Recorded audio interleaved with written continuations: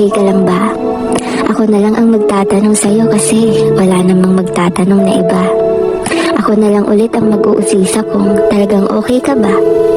Nakapagod din pala, no? Yung gulong-gulo ka na pero wala kang ibang masabihan ng nararamdaman mo.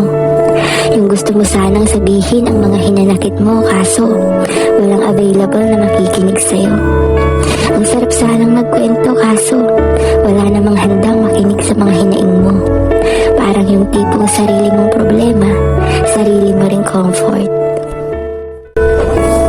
Kaya kahit gusto mong magpatuloy, di mo maiwasang mapagod. Self, bakit ganun? Bakit parang palagi na lang tayong naiiwan sa ere pag ganito yung sitwasyon? Bakit tila walang nakakaintindi? Bakit parang walang maipaki? Bakit palagi na lang nilang inaakala na di tayo naapektuhan?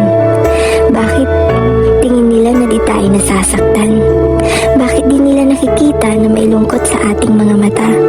Bakit di nila mahuli-huli na may halong pagpapanggap ang ating mga ngiting ipinapakita?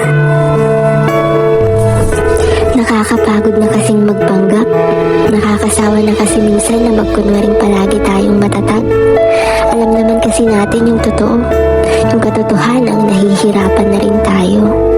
Kaso, kahit hirap na tayo, wala man lang nagtatanong.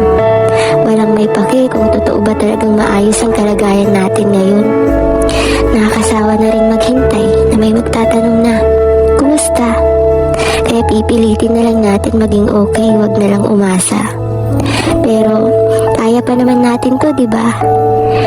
Di lang tayo okay, pero tayo naman ay magpapatuloy pa.